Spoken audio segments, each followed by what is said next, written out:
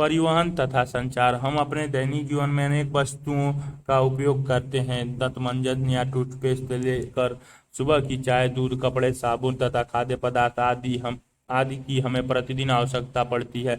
इन सभी को बाजार से खरीदा जा सकता है। क्या आपने कभी सोचा है कि इन वस्तुओं को अपने उत्पादन स्थल से किस प्रकार लाया जाता है? सभी उत्पाद निश्चय ही खपत के लिए होते हैं। खेतों एवं कारखानों से तैयार सभी उत्पादों को उन स्थानों पर लाया जाता है जहां से उपभोक्ता उन्हें खरीद सके। यह परिवहन ही है जो इन वस्तुओं को उत्पादन स्थल से बाजार तक पहुंचाता है, जहां ये उपभोक्ताओं के लिए उपलब्ध होते हैं। हम अपने दैनिक जीवन में फल, साग, सब्जियों, किताबें एवं कपड़ा आदि जैसी भौतिक वस्तुएं ही नहीं उपयोग में लाते हैं, बल्कि विचारों, दर्शन तथा संदेशों का भी उपयोग करते हैं। क्या आप जानते हैं कि विभिन्न साधनों के माध्यम से संचार करते समय हमें अपने विचारों, दर्शन और संदेशों का विनिमय एक स्थान से दूसरे स्थान तक अथवा एक व्यक्ति से दूसरे व्यक्ति तक करते हैं? परिवहन तथा संचार का उपयोग एक वस्तु की उपलब्धता वाले स्थान से उसके उपयोग वाले स्थान पर ले जाने की हमारी आवश्यकता पर निर्भर करता है। मानव विभिन्न वस्तुओं, पदार्थों और विचारों को एक स्थान से दूसरे स्थान तक ले जाने के लिए भिन्न विधियों का प्रयोग करता है। निम्नलिखित आरेख परिवहन के प्रमुख साधनों को दर्शाता है। परिवहन के साधन स्थल, जल और वायु। स्थल में सड़क, रेलवे, पाइपलाइन। जल में अंतःस्थलीय, सागरीय व महासागरीय।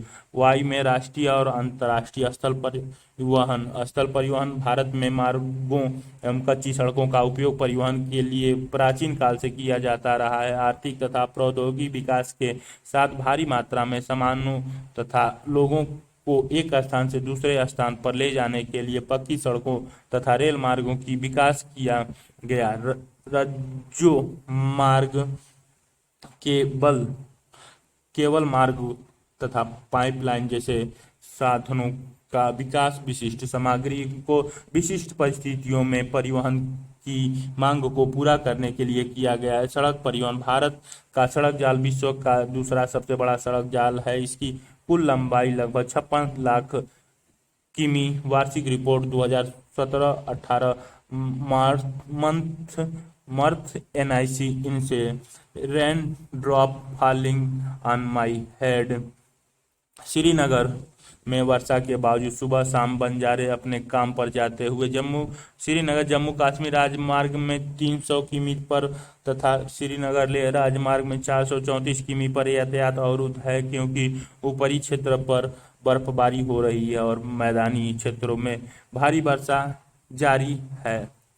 यहाँ प्रतिवर्ष सड़कों द्वारा लगभग 85% यात्री तथा 70% भार यातायात का परिवहन किया जाता है। छोटी दूरियों की यात्रा के लिए सड़क परिवहन अपेक्षाकृत अनुकूल होता है। क्या आप जानते हैं शेरशाह सूरी ने अपने साम्राज्य को सिंधु घाटी, पाकिस्तान से लेकर बंगाल की सोनार घाटी तक सुदृढ़ एवं संगठित समेकित रखने के लिए शाही राजमार्ग का निर्माण कराया था। कोलकाता से पेशावर तक जोड़ने वाले इसी मार्ग को ब्रिटिश शासन के दौरान ग्रैंड ट्रंक जीटी रोड के नाम से पुनः नामित किया गया था।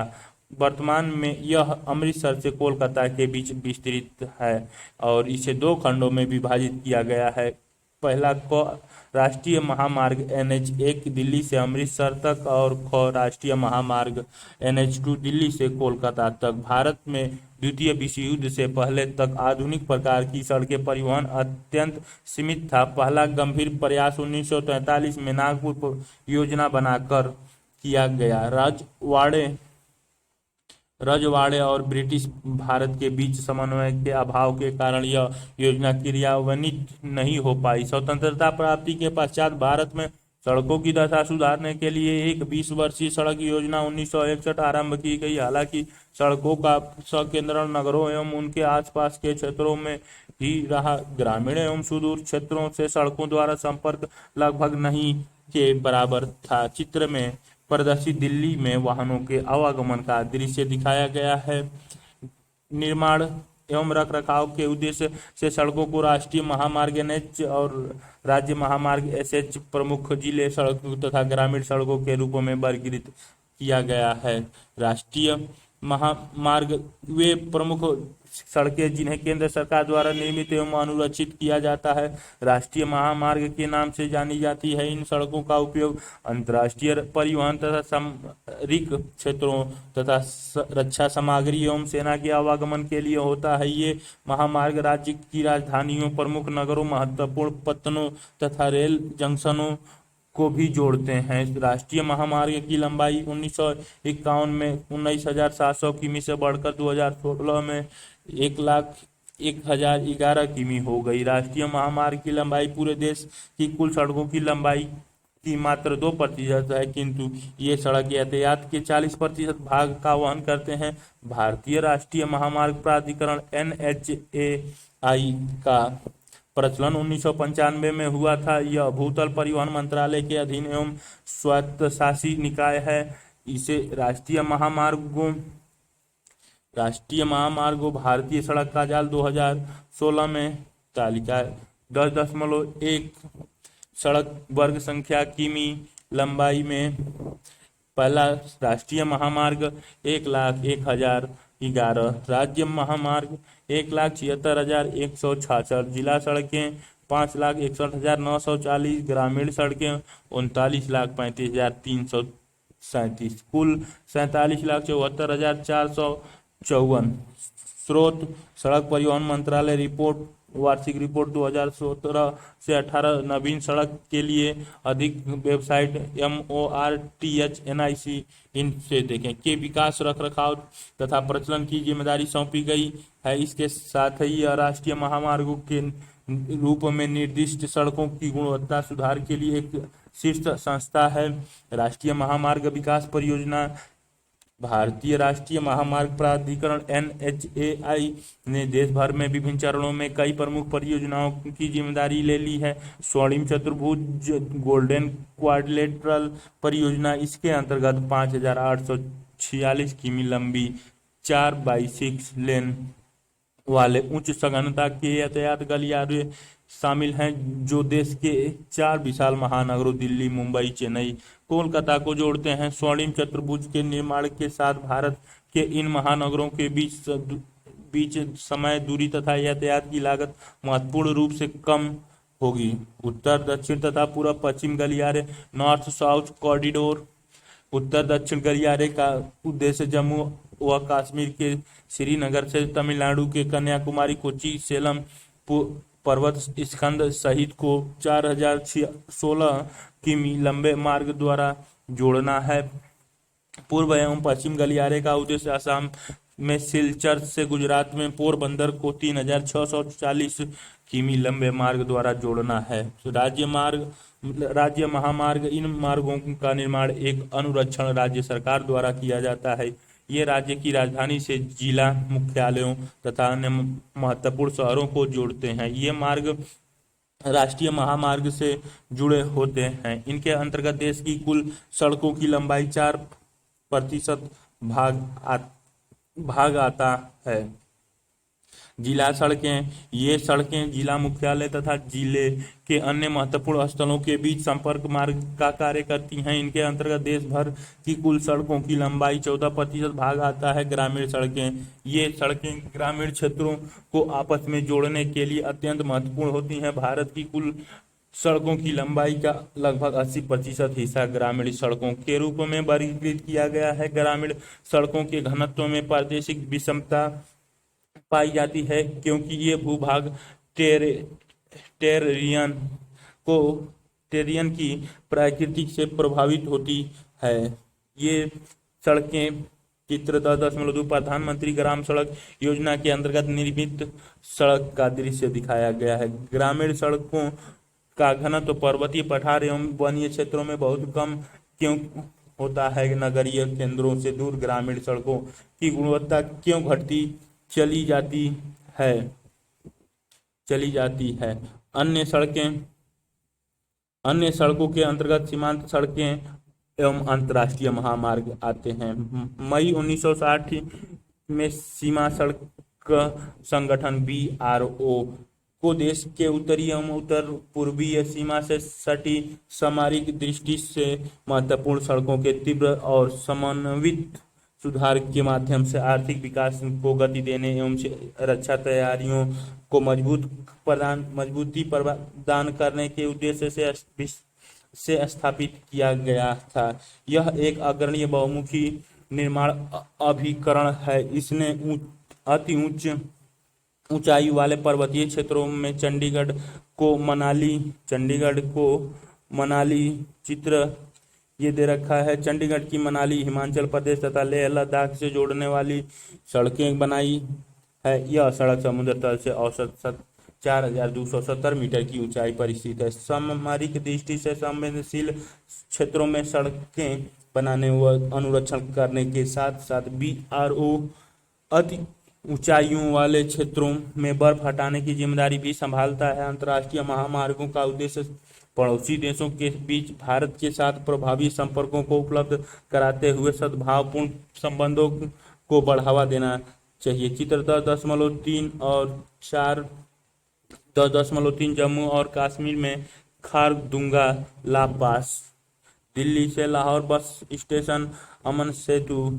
चित्र 10.5 बाघा बॉर्डर पर लाहौर से आती बस का दृश्य दिखाया गया है। श्रीनगर और मुजफ्फराबाद के मध्य स्थित अमन सेतु का दृश्य दिखाया गया है। क्रियाकलाप दक्षिण भारत बेंगलुरु तथा हैदराबाद और उत्तर भारत में दिल्ली, कानपुर और पटना महत्वपूर्ण केंद्र के रूप में क्यों उभर रहे हैं? क्या आप जानते हैं भारत माला एक प्रस्तावित बृहद योजना है। तटवर्तीय भागों से लगे हुए राज्यों की सड़कों का विकास, सीमावर्ती भागों तथा छोटे बंदरगाहों को जोड़ना, पिछड़े इलाकों, धार्मिक पर्यटक स्थलों को जोड़ना की योजना। सेतु भारतम परियोजना के अंतर्गत 1500 बड़े पुलों तथा 2000 रेल ओवरब्रिज, रेल अंडरब्रिज का निर्माण, लगभग 900 किमी के नए घोषित किए गए राष्ट्रीय राजमार्गों के विकास के लिए जिला मुख्यालय जोड़ने की योजना। यह कार्यक्रम 2022 तक पूरा किया जाना है। स्रोत आर्थिक सर्वेक्षण 2015 से 16 पृष्ठ 144। रेल परिवहन भारतीय रेल जाल विश्व के सर्वाधिक लंबे रेल जालों में से एक है। यह माल एवं यात्री परिवहन को सुगम बनाने के साथ साथ आर्थिक वृद्धि में भी योगदान देता है। महात्मा गांधी ने कहा था कि भारतीय रेलवे ने विविध संस्कृति के लोगों को एक साथ लाकर भारत की स्वतंत्रता संग्राम में योगदान दिया है। भारतीय रेलवे की स्थापना 1853 में हुई थी और मुंबई यानी बम्बई से ठाणे के बीच 34 किमी लंबी रेल लाइन निर्मित की गई थी। देश भर में भारतीय रेल सरकार का विशालतम उद्यम है। भारतीय रेल जाल की कुल लंबाई लगभग 66,030 किमी है। 31 मार्च 2015 तक इसका अति विशाल आकार केंद्रीय रेल मंत्रालय तंत्र पर अत्यधिक दबाव डालता है। तो भारतीय रेल को 16 मंडलों में विभाजित किया गया है। 16 मंडलों में विभाजित किया गया है। भारतीय रेल मंडल तथा मुख्यालय रेल मंडल और मुख्यालय central Mumbai CST, eastern Kolkata, eastern central Hajipur, eastern coastal Bhubaneswar, northern New Delhi, north central Allahabad, north eastern Gorakhpur, north east frontier Maligaon Guwahati, north western Jaipur, southern Chennai, south central Secunderabad, south eastern Kolkata, south east central Bilaspur, south western Hubli, western Mumbai church gate, west central Jabalpur. क्या आप जानते हैं railway पटरी की चौड़ाई के आधार पर भारतीय रेल के 3 वर्ग बनाए गए हैं। बड़ी लाइन ब्रॉड गेज में रेल पटरी के बीच की दूरी 1.616 मीटर होती है। ब्रॉड गेज लाइन की कुल लंबाई सन 2016 में 60,510 किमी थी। मीटर गेज इसमें 2 रेल पटरियों के बीच की दूरी 1 मीटर होती है। इसकी कुल लंबाई 2016 में 3,880 किमी थी। छोटी लाइन नैरो गेज इसमें 2 रेल पटरियों के बीच की दूरी 0.762 मीटर या 0.610 मीटर होती है। इसकी कुल लंबाई 2016 में 2297 किमी थी। यह प्रायः पर्वतीय क्षेत्रों तक सीमित है, पर्वतीय क्षेत्रों तक सीमित है। भारतीय रेल ने मीटर तथा नैरो गेज रेल मार्गों को ब्रॉड गेज में बदलने के लिए व्यापक कार्यक्रम शुरू किया है। इसके अतिरिक्त वाष्प चालित इंजनों के स्थान पर डीजल और विद्युत इंजनों को लाया गया है। इस कदम से रेलों की गति बढ़ने के साथ साथ उनकी ढुलाई क्षमता भी बढ़ गई है। कोयले द्वारा चलित वाष्प इंजनों के प्रतिस्थापना से रेलवे स्टेशनों के पर्यावरण में भी सुधार हुआ है। मेट्रो रेल ने कोलकाता और दिल्ली में दिल्ली नगरीय परिवहन व्यवस्था में क्रांति ला दी है। डीजल चलित बसों की जगह सीएनजी चलित वाहनों के साथ साथ मेट्रो रेल का प्रचलन नगरीय केंद्रों के वायु प्रदूषण को नियंत्रित करने की दिशा में उठाया गया एक महत्वपूर्ण कदम है। ब्रिटिश उपनिवेशवाद के दौरान से ही शहरी क्षेत्र, कच्चा माल सामग्री उत्पादन क्षेत्र, बागान तथा अन्य व्यावसायिक फसल क्षेत्र, पहाड़ी स्थल तथा छावनी क्षेत्र रेल मार्गों से अच्छी कोंकण रेलवे 1998 में कोंकण रेलवे का निर्माण भारतीय रेल की एक महत्वपूर्ण उपलब्धि है। यह 1760 किमी लंबा रेल मार्ग महाराष्ट्र में रोहा को कर्नाटक के मंगलोर से जोड़ता है। इसे अभियांत्रिकी का एक अनूठा चमत्कार माना जाता है। यह रेल मार्ग 146 नदियों व धाराओं तथा 2000 पुलों एवं 91 सुरंगों को पार करता है। इस मार्ग पर एशिया की सबसे लंबी 6.5 किमी की सुरंग भी है। इस उद्यम में कर्नाटक, गोवा, महाराष्ट्र राज्य भागीदार हैं। कर्नाटक उद्यम गोवा महाराष्ट्र राज्य भागीदार हैं तरह जुड़े हुए थे। इस मुख्य रूप से संसाधन के शोषण हेतु विकास किए गए थे कि देश की स्वतंत्रता प्राप्ति के बाद इस रेल मार्गों का विस्तार अन्य क्षेत्रों में भी किया गया। इससे सर्वाधिक महत्वपूर्ण कोंकण रेलवे का विकास है, जो भारत के पश्चिमी समुद्री तट के साथ मुंबई और मंगलुरु के बीच सीधा संपर्क उपलब्ध कराता है। जल परिवहन भारत में जलमार्ग यात्री तथा माल वाहन दोनों के लिए परिवहन की एक महत्वपूर्ण विधा है। यह परिवहन का सबसे सस्ता साधन है तथा भारी एवं स्थल सामग्री के परिवहन के लिए सर्वाधिक उपयुक्त है। यह ईंधन दक्ष तथा पारिस्थितिकी अनुकूल परिवहन प्रणाली है। जल परिवहन दो प्रकार का होता है, अंतःस्थलीय जलमार्ग और महासागरीय जलमार्ग। अंतःस्थलीय जलमार्ग रेल मार्गों के आगमन से पहले यह परिवहन की प्रमुख विधा थी। हालांकि इस रेल व सड़कें परिवहन के साथ कठिन प्रतियोगिता का सामना करना पड़ा। इसके अतिरिक्त नदियों के जल को सिंचाई हेतु बांट देने के कारण इन मार्गों में अधिकांश भाग नौ संचालन के योग्य नहीं रहे। इस समय भारत में 14,500 किमी लंबा जलमार्ग नौकायान हेतु उपलब्ध है, जो देश के परिवहन में लगभग 1% का योगदान देता है। इसके अंतर्गत नदियां, नहरें, पश्च जल तथा संकरी खाड़ियां आदि आती हैं। वर्तमान में 5,685 किमी प्रमुख नदी जलमार्ग चपेट तल वाले व्यापारिक जलपोतों द्वारा नौकायान योग्य है। दृश्य में नौकायान उत्तर पूर्व में नदी नौ परिवहन का दृश्य दिखाया गया है। देश के राष्ट्रीय जल मार्गों के विकास, संरक्षण तथा नियमन हेतु 1986 के अंतर्गत स्थलीय राज्य मार्ग प्राधिकरण स्थापित किया गया था। निम्नलिखित जल मार्ग सरकार द्वारा राष्ट्रीय जलमार्ग घोषित किए गए। तालिका 10.3 अंतःस्थलीय जलमार्ग प्राधिकरण ने 10 अन्य जल मार्गों की भी पहचान की है, जिनका कोटि उन्नयन किया जा सके। केरल के पश्चात ये पेरियार, कोट्टायमपुरम, ततपल्ली नदी, अलावा उद्योग मंडल नहर, CEPZ, अंबला मुगल, चंपंकारा नहर, एर्नाकुलम, कोच्चि राष्ट्रीय जलमार्ग संख्या 3, ये कोम, चेरथला, एम बनाद झील, वटवाकेल, पंबा, अल्पयुजा, अंबला पूजहर, तोतापल्ली, तिरुपुंजहा, कायमुकुलम छाया, आस्थामुंडी, कायल कोलम। अरब सागर में ये दिखाई गई है। जल संरेखण दूरियां कोट्टापुरम कोमल उद्योग मंडल और चंपा कारा नहर राष्ट्रीय जलमार्ग संख्या 3, जो कोट्टापुरम कोच्चि 0 किमी, कोच्चि अलपुझा 32 से 92 किमी, अलपुझा कोलम से 92 से 162 किमी, चंपाकारा नहर 14 किमी, उद्योग मंडल नहर 23 किमी। पैमाने पर नहीं दिए गए हैं, 205 किमी इनके बीच की डिस्टेंस पूरी दिखाई। राष्ट्रीय जलमार्ग संख्या 3, भारत के राष्ट्रीय जलमार्ग जलमार्ग 1, राष्ट्रीय जलमार्ग संख्या 1 इलाहाबाद हल्दिया विस्तार 1620 किमी। यह भारत के सर्वाधिक महत्वपूर्ण जलमार्गों में से एक है, जो यंत्रीकृत नौकाओं द्वारा पटना तथा साधारण नौकाओं द्वारा हरिद्वार एवं नौकायन योग्य है। यह विकासात्मक उद्देश्यों के लिए 3 भागों में विभाजित है। हल्दिया फरक्का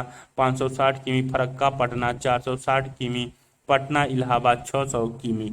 राष्ट्रीय जलमार्ग संख्या 2 सदिया धुबरी विस्तार 891 किमी, ब्रह्मपुत्र नदी स्टीमर द्वारा डिब्रूगढ़ से 1384 किमी तक नौकायान योग्य है, जिसका भारत व बांग्लादेश साझेदारी में प्रयोग करते हैं।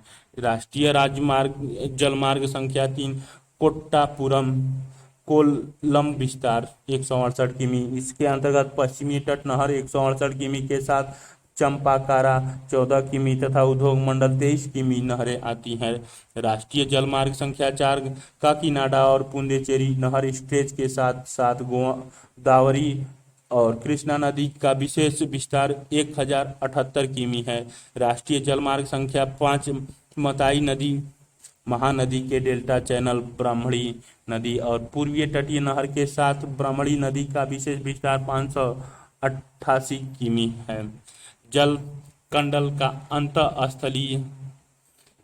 स्थलीय जल मार्गों में अपना एक विशिष्ट महत्व है। ये परिवहन का सस्ता साधन उपलब्ध कराने के साथ साथ केरल में भारी संख्या में पर्यटकों को भी आकर्षित करते हैं। यहाँ की प्रसिद्ध नेहरू ट्रॉफी नौका दौड़ वल्लमकाली भी इसी पश्चिम में आयोजित की जाती है। महासागरीय मार्ग भारत के पास द्वीपों सहित लगभग 7517 किमी लंबा व्यापक समुद्री तट है। 12 प्रमुख तथा 185 गौण पतन इन मार्गों को संरचनात्मक आधार प्रदान करते हैं। भारत की अर्थव्यवस्था के परिवहन सेक्टर में महासागरीय मार्गों की महत्वपूर्ण भूमिका है। भारत में भार के अनुसार लगभग 95% तथा मूल्य के अनुसार 70% विदेशी व्यापार महासागरीय मार्गों द्वारा होता है। अंतर्राष्ट्रीय व्यापार के साथ साथ इन मार्गों का उपयोग देश की मुख्य भूमि तथा द्वीपों के बीच परिवहन के लिए भी होता है। वायु परिवहन एक ऐसा स्थान से दूसरे स्थान तक गमनागमन का तीव्रतम साधन है। इसने यात्रा समय को घटाकर दूरियों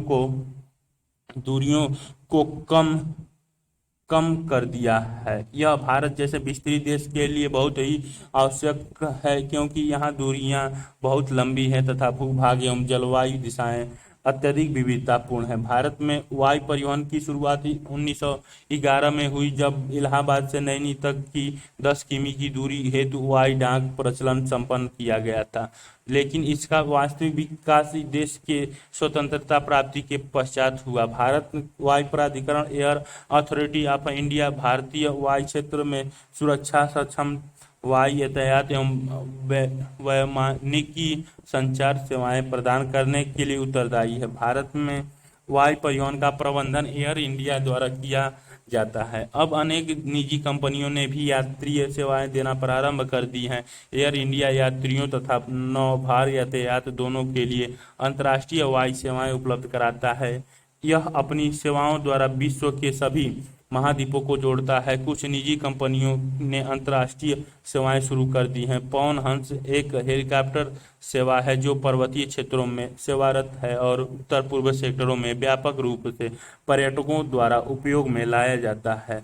एयर इंडिया एयरलाइंस का इतिहास 1911 भारत में वायु परिवहन सेवा की शुरुआत इलाहाबाद से नैनी के बीच की गई थी। 1947 वायु परिवहन मुख्यतः 4 प्रमुख कंपनियों Indian National Airways, Tata Sons Limited, Air Services of India तथा डेक्कन एवरेज द्वारा उपलब्ध कराई जाती थी। 1951 चार और कंपनियां Bharat airways, Himalayan aviations, air airways, Indian तथा कलिंग एयरलाइंस इस सेवा में शामिल हुई। 1953 वायु परिवहन का राष्ट्रीयकरण करके दो निगम एयर इंडिया लिमिटेड तथा इंडियन एयरलाइंस का गठन किया गया। अब इंडियन एयरलाइंस का एयर इंडिया में विलय हो गया है। ये इंडिया की सुविधाएं देती हैं। इसके अतिरिक्त पवन हंस लिमिटेड मुख्यतः पेट्रोलियम सेक्टर के लिए हेलीकॉप्टर सेवाएं उपलब्ध कराता है। तेल तथा गैस पाइपलाइनों, गैसों तथा तरल पदार्थों की लंबी दूरी तक परिवहन हेतु अत्यधिक सुविधाजनक एवं सक्षम परिवहन प्रणाली है। यहाँ तक कि इनके द्वारा ठोस पदार्थों को भी घोल या गारा में बदलकर परिवहित किया जा सकता है। पेट्रोलियम एवं प्राकृतिक गैस मंत्रालय के प्रशासन के अधीन स्थापित ऑयल इंडिया लिमिटेड OIL कच्चे तेल एवं प्राकृतिक गैस के अन्वेषण, उत्पाद और परिवहन में संलग्न है। इसे 1959 में एक कंपनी के रूप में निगमित किया गया था। एशिया की पहली 1157 किमी लंबी द्विस्पारीय पाइपलाइन असम के नहरकटिया करिटिया तेल क्षेत्र से बरौनी के तेल शोधन कारखाने तक का निर्माण IOL ने किया था। इसे 1966 में और आगे कानपुर तक विस्तार किया गया। पश्चिम भारत में एक दूसरे विस्तारीकरण पाइपलाइन का महत्वपूर्ण नेटवर्क है। अंकलेश्वर कोयली, मुंबई हाई कोयली तथा हजीरा, विजयपुर, जगदीशपुर HVJ का निर्माण किया गया। हाल ही में 1256 किमी लंबी एक पाइपलाइन सलाया गुजरात से मथुरा उत्तर प्रदेश तक बनाई गई है। गुजरात से पंजाब वाया मथुरा कच्चे तेल की आपूर्ति की जाती है। इसके साथ OIL द्वारा नुमालीगढ़ से सिलीगुड़ी तक 660 किमी लंबी पाइपलाइन बनाने की प्रक्रिया चल रही है। संचार जाल मानव के कालांतर में संचार के विभिन्न माध्यम विकसित किए हैं। आरंभिक समय में ढोल या पेड़ के खोखले तने की बजाकर आग या धुएं के संकेतों द्वारा अथवा तीव्र धावकों की सहायता से संदेश पहुंचाए जाते थे। उस समय घोड़े, ऊंट, कुत्ते, पंछी तथा अन्य पशुओं को भी संदेश पहुंचाने के लिए प्रयोग किया जाता था। आरंभ में संचार के साधन ही परिवहन के साधन होते थे।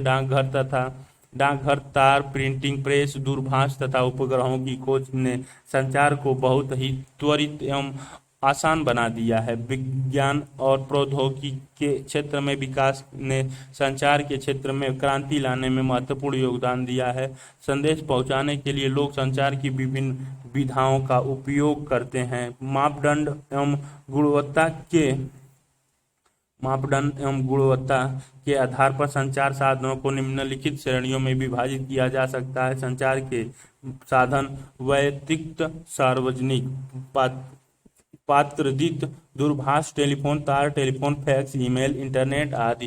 रेडियो, टेलीविजन, सिनेमा, उपग्रह, सैटेलाइट, समाचार पत्र, पत्रिकाएं व पुस्तकें, जनसभाएं, गोष्ठियां एवं सम्मेलन आदि। वैयक्तिक संचार: उपर्युक्त सभी वैयक्तिक संचार तंत्रों में इंटरनेट सर्वाधिक प्रभावी एवं अधुनातन है। नगरीय क्षेत्रों में व्यापक स्तर पर प्रयोग किया जाता है। यह उपयोगकर्ता को ईमेल के माध्यम से ज्ञान एवं सूचना की दुनिया में सीधे पहुंच बनाने में सहायक होता है। यह ई-कॉमर्स तथा मौद्रिक लेन देन के लिए अधिकाधिक प्रयोग में लाया जा सकता है। इंटरनेट विभिन्न मदों पर विस्तृत जानकारी सहित आंकड़ों का विशाल केंद्रीय भंडारण जैसे होता है। इंटरनेट तथा ईमेल के माध्यम से यह नेटवर्क अपेक्षाकृत कम लागत में सूचनाओं को अभिगाम्यता प्रदान करता है। संचार तंत्र: रेडियो: भारत में रेडियो का प्रसारण सन 1923 में रेडियो क्लब ऑफ बॉम्बे द्वारा प्रारंभ किया गया था। तब से इसने असीमित लोकप्रियता पाई है और लोगों के सामाजिक सांस्कृतिक जीवन में परिवर्तन ला दिया है। अल्पकाल में ही इसने देश भर में प्रत्येक घरों में जगह बना ली है। सरकार ने इसे सुअवसर का लाभ उठाया है। 1930 में इंडिया ब्रॉडकास्टिंग सिस्टम के अंतर्गत इस लोकप्रिय संचार माध्यम को अपने नियंत्रण में ले लिया और 1936 में इसे ऑल इंडिया रेडियो और 1957 में आकाशवाणी में बदल दिया गया। ऑल इंडिया रेडियो शिक्षा एवं शिक्षा एवं मनोरंजन से जुड़े विभिन्न प्रकार के कार्यक्रमों को प्रसारित करता है। विशिष्ट अवसरों जैसे संसद तथा राज्य विधानसभाओं के सत्रों के दौरान विशेष समाचार बुलेटिन को भी प्रसारित किया जाता है। टेलीविजन टीवी सूचना के प्रसार और आम लोगों को शिक्षित करने में टेलीविजन प्रसारण एक अत्यधिक प्रभावी दृश्य श्रव्य माध्यम के रूप में उभरा है। प्रारंभिक दौर में टीवी सेवाएं केवल राष्ट्रीय राजधानी तक सीमित थी, जहां इसे 1959 में प्रारंभ किया गया था। 1972 के बाद कई अन्य केंद्र चालू हुए। सन 1976 में टीवी को ऑल इंडिया रेडियो AIR से विलगित कर दिया गया और इसे दूरदर्शन DD के रूप में एक अलग पहचान दी गई। इनसैट्स 1A राष्ट्रीय टेलीविजन DD फर्स्ट के चालू होने के बाद समूचे नेटवर्क के लिए साझा राष्ट्रीय कार्यक्रमों CNP की शुरुआत की गई और इन्हें देश भर के पिछड़े और सुदूर ग्रामीण क्षेत्रों तक विस्तारित किया गया। उपग्रह संचार की सेवा में एक विधा है और ये संरचना के अन्य साधनों का भी नियमन करते हैं। हालांकि उपग्रहों के उपयोग से एक विस्तृत क्षेत्र का सतत और सारिक दृश्य प्राप्त होने के कारण उपग्रह संचार आर्थिक एवं सामरिक कारणों से महत्वपूर्ण हो गया है। उपग्रह से प्राप्त चित्रों का मौसम के पूर्वानुमान, प्राकृतिक आपदाओं की निगरानी, सीमा क्षेत्रों की चौकसी आदि के लिए उपयोग किया जा सकता है। भारत की उपग्रह प्रणाली को समाकृत तथा उद्देश्यों के आधार पर दो भागों में वर्गीकृत किया जा सकता है: इंडियन नेशनल सैटेलाइट सिस्टम इनसैट्स तथा Indian remote sensing satellite system IRS इनसैट्स, जिसकी स्थापना 1983 में हुई थी, एक बहुउद्देशीय उपग्रह प्रणाली है जो दूरसंचार, मौसम विज्ञान संबंधी अवलोकनों तथा विभिन्न अन्य आंकड़ों एवं कार्यक्रमों के लिए उपयोगी है। IRS उपग्रह प्रणाली मार्च 1988 में रूस के वैकानूर से IRS-1A के परीक्षण के साथ आरंभ हो गई थी। भारत ने भी अपना स्वयं का परीक्षण वाहन PSLV polar satellite launch vehicle विकसित किया है। ये उपग्रह अनेक क्रमिक स्पेक्ट्रल बैंड समूह को एकत्रित करते हैं तथा विविध उपयोगों हेतु भू स्टेशनों पर संप्रेषित करते हैं। हैदराबाद स्थित national remote sensing centre NRSC आंकड़ों के अधिग्रहण एवं प्रक्रमण की सुविधा उपलब्ध कराती है। प्राकृतिक संसाधनों के प्रबंधन के लिए ये बहुत ही उपयोगी होते हैं।